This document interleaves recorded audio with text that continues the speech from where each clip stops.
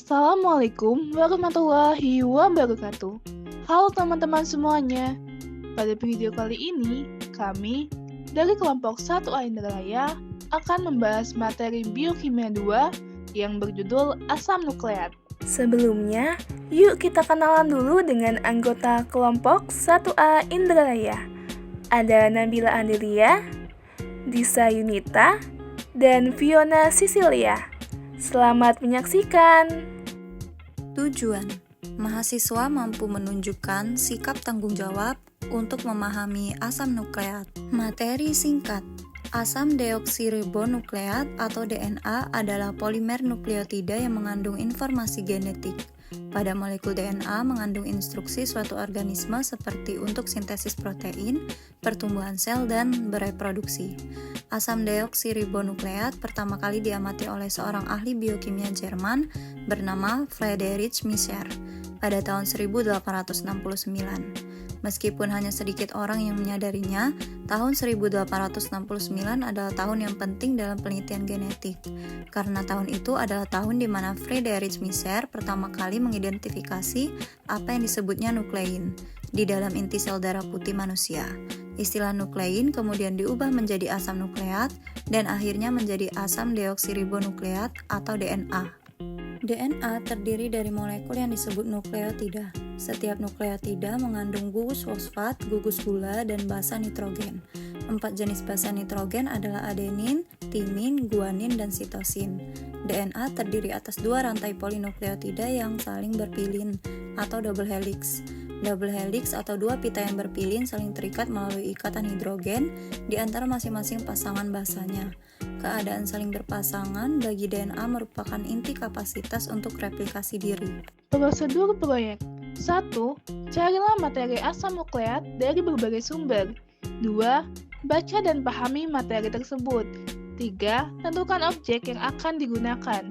4. Buatlah video mengenai asam nukleat. 5. Lalu edit video yang telah dibuat dengan kreatif supaya lebih menarik. Pada tahun 1928, ahli bakteriologi Inggris Friedrich Griff melakukan serangkaian percobaan menggunakan bakteri Streptococcus, pneumonia, dan tikus. Griff tidak mencoba mengidentifikasi materi genetik, melainkan mencoba mengembangkan vaksin untuk melawan pneumonia. Dalam eksperimennya, Griff menggunakan 2 strain bakteri terkait yang dikenal sebagai strain R dan strain S. Strain R ketika ditumbuhkan dalam cawan Petri, bakteri strain R membentuk koloni atau rumput bakteri terkait yang memiliki tepi yang jelas dan penampilan yang kasar. Karenanya disingkat dengan huruf R. Bakteri strain R bersifat non-virulen, artinya tidak menyebabkan penyakit saat disuntikan ke mencit, atau mencitnya tetap hidup. Strain S. Bakteri strain S membentuk koloni yang membulat dan halus, makanya disingkat dengan huruf S. Penampilan halus itu disebabkan oleh polisakarida atau lapisan gula yang diproduksi oleh bakteri. Mantel ini melindungi bakteri strain S dari sistem kekebalan tikus sehingga membuatnya virulen atau mampu menyebabkan penyakit. Mencit yang disuntikan dengan strain S, di mana mencitnya tersebut akan mati sebagai bagian dari eksperimennya. Griff mencoba menyuntikkan tikus dengan bakteri strain S yang dimatikan dengan panas, yaitu di mana bakteri strain S yang telah dipanaskan hingga suhu tinggi menyebabkan sel-selnya akan mati. Tidak mengherankan, bakteri strain S yang dibunuh dengan pemanasan tidak menyebabkan penyakit pada mencit, atau mencit tetap hidup. Selanjutnya, eksperimen menghasilkan hal yang tidak terduga. Ketika bakteri strain R yang tidak virulen digabungkan dengan bakteri strain S yang telah dipanaskan, kemudian disuntikan ke mencit, hasilnya mencit tidak hanya menderita pneumonia dan mati, tetapi ketika Griff mengambil sampel darah dari mencitnya mati, ia menemukan bahwa itu mengandung bakteri S hidup. Griff menyimpulkan bahwa bakteri strain R pasti telah mengambil apa yang disebut dengan prinsip transformasi dari bakteri S yang mati dengan pemanasan yang memungkinkan strain R untuk berubah menjadi bakteri berlapis halus dan menjadi virulen. Selanjutnya yaitu percobaan Michelson-Stahl, di mana percobaan dilakukan oleh Matthew Michelson dan Franklin Stahl yang mendemonstrasikan bahwa replikasi DNA adalah semi-konservatif.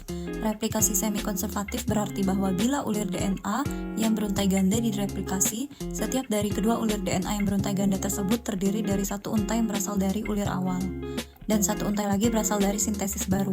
Nitrogen adalah konstituen utama DNA. N adalah isotop terbanyak nitrogen. Tetapi DNA dengan isotop N juga dapat ditemukan dan stabil. Isotop N tidak radioaktif, hanya lebih berat daripada nitrogen biasa. E. coli dibiarkan selama beberapa generasi di medium yang mengandung N. Ketika DNA diekstrak dari sel tersebut dan disentrifugasi pada gradien kerapatan garam, DNA berpisah pada titik tempat kerapatannya sama dengan larutan garam tersebut. DNA dari sel yang dihasilkan memiliki kerapatan yang lebih tinggi atau lebih berat. Setelah itu, E. coli dengan hanya N dalam DNA-nya ditaruh kembali dalam medium N dan dibolehkan untuk membelah diri hanya sekali. DNA kemudian diekstrak dari sebuah sel dan dibandingkan dengan DNA maupun dengan N. Hasilnya ditemukan DNA tersebut memiliki kerapatan antara. Karena replikasi konservatif akan menghasilkan banyaknya DNA dengan kerapatan yang tinggi dan rendah dalam jumlah yang sama. Namun tidak ada DNA dengan kerapatan antara. Percobaan ini menunjukkan replikasi seperti ini tidak terjadi. Namun hasil ini konsisten dengan replikasi semi-konservatif dan dispersif. Replikasi semi-konservatif akan menghasilkan DNA untai ganda dengan satu untai N, sedangkan replikasi dispersif akan menghasilkan DNA untai ganda dengan kedua untai memiliki campuran DNA N. Kedua hasil ini akan muncul sebagai DNA dengan kerapatan antara. Pertemuan ini sangat penting dalam perkembangan biologi dan sangat membantu dalam perawatan penyakit seperti kanker. Dari pembahasan sebelumnya, dapat kita simpulkan bahwa asam deoksiribonukleat atau DNA adalah polimer nukleotida yang mengandung informasi genetik. Asam deoksiribonukleat pertama kali diamati oleh seorang ahli biokimia Jerman bernama Friedrich Miescher pada tahun 1869. DNA terdiri dari molekul yang disebut nukleotida. Setiap nukleotida mengandung gugus fosfat, gugus gula, dan basa nitrogen.